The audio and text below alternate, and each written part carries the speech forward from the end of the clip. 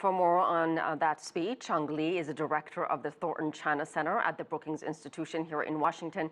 Mr. Li, welcome. Thank you. We heard Li Keqiang repeatedly mention the word sustainable development, and China clearly has led the way. But what is Beijing doing in helping developing nations in that effort, taking them out of poverty, out of war? And he mentioned disease, terrorism.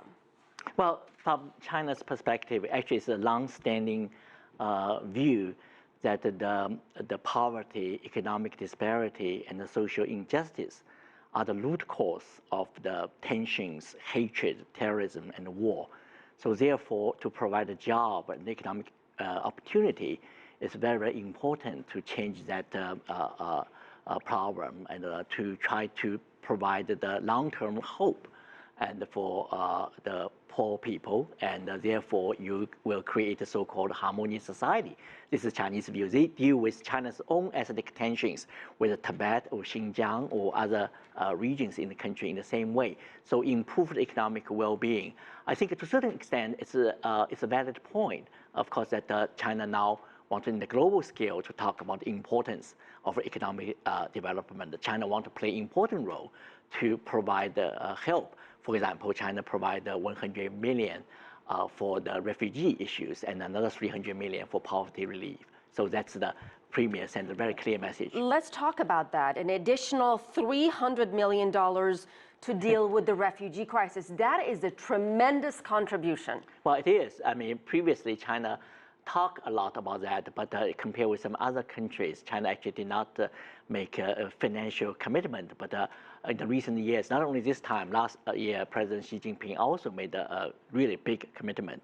And also in the G20 meeting in Hangzhou just a few months ago, a few weeks ago, China also made a similar kind of commitment. You can see the pattern. China now moved to the front and to take responsibility and to contribute to the global governance.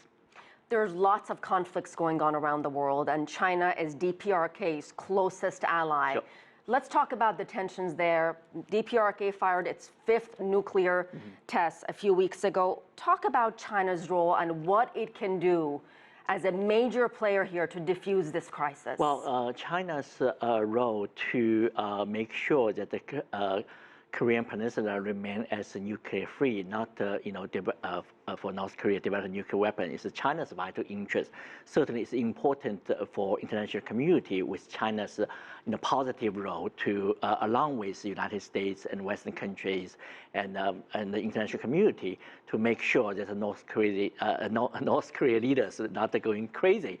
And of course, China has some limitations in terms of, So what are those limitations? Well, again, I mean, some of the things that North Korea refused to, accept China's, kind of previous advice or even, very tough criticism.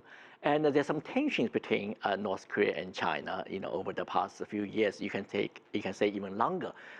They actually executed some of the pro-China leaders by North Korea leader. So again, there's some limitations. China actually tried to use economic sanction, but it's also China, they have a different approach. They think that the economic sanction may not work. So therefore, also that the violent, resolution for that also will cause North Korea even more, aggressive. So therefore, China emphasized negotiation, peaceful resolution.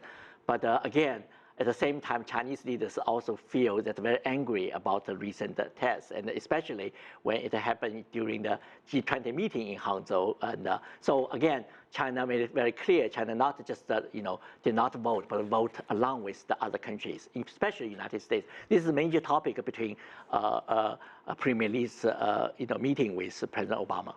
Let's talk about Premier Li Keqiang's visit to the United Nations. What, in your opinion, have been the highlights? And then his trip to Canada.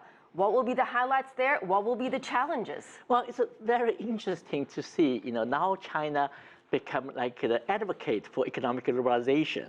And Li Keqiang, during his visit to the United States, he said that United Kingdom was the first big nation, great power, benefit from economic liberalization. He talked about several centuries ago. United States is the largest beneficiary of the economic liberalization. But you see that these two countries all have very strong backlash or anti-globalization movement. And, but China now takes the leading role to push for economic globalization. So it's not a matter of what you like, you don't like. This is an inevitable trend. So China wanted to be part of that and play a very positive role to promote, whether it be the ideological perspective or worldview, or concrete measures like emphasize infrastructure development and the trade. But of course, at the same time, that people are also concerned about China's negative role on overcapacity and China's market access. These issues will be raised, whenever Chinese leaders go elsewhere. But these certainly make Chinese leaders realize that you also need to clean up your own things, and also China's economic development, achieve at some kind of environment cost. So China admitted that. China wanted to also not only share its successful experience like infrastructure development, but also lessons learned through that economic miracle. We'll leave it at that. Cheng Li, thank you so much, sir.